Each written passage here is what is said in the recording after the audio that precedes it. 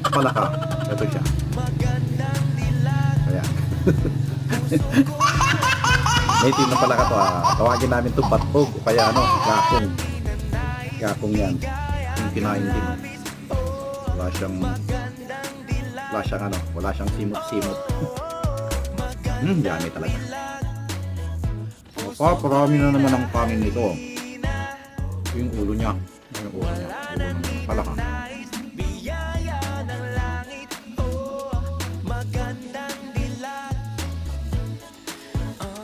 Maganda nito pagka meron na siyang bugi, ano siya, malinamnam.